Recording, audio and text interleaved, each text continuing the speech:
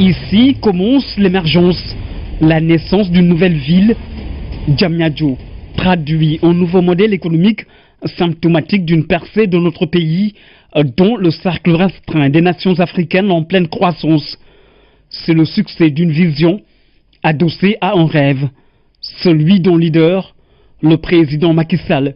Son hôte du jour se dit séduit par l'envergure et la portée historique d'une transformation structurelle de l'économie sénégalaise.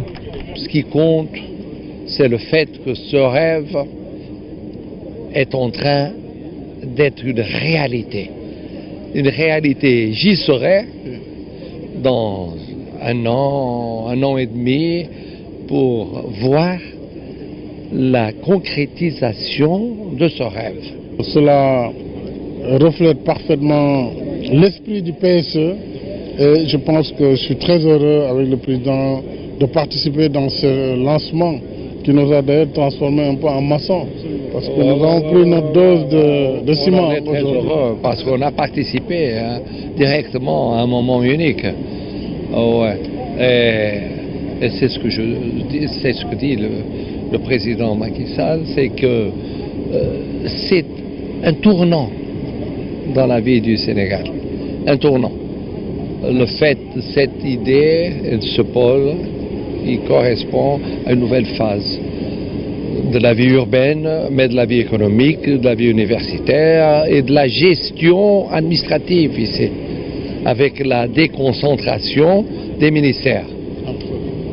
Sur le chantier qui symbolise la nouvelle alliance stratégique entre le Sénégal et le Portugal, les 12 chefs d'État lancent les travaux de l'usine d'assemblage et de fabrication d'ambulances et d'autres types de véhicules ici à Diamniadio.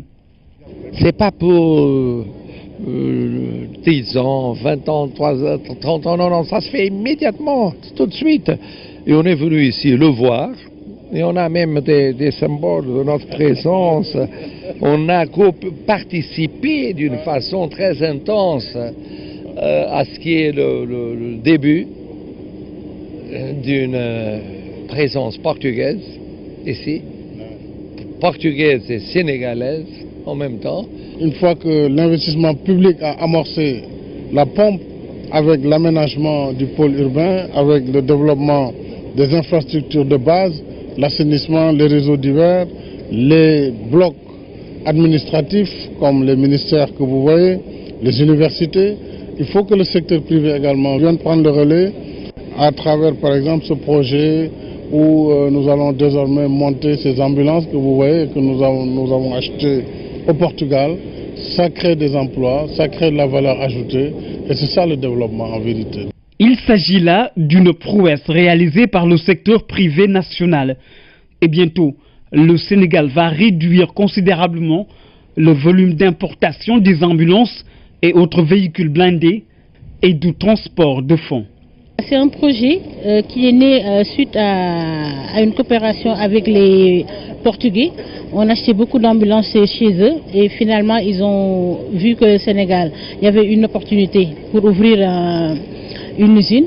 Alors on s'y est mis, ils ont cru en moi et voilà le projet. Le président aussi a cru en nous, on nous a octroyé le terrain. La première phase va se faire en 6 mois, c'est ce qu'on a prévu. Mais le coût global des travaux est estimé à 5 millions d'euros, à peu près 3 milliards. Au Centre international de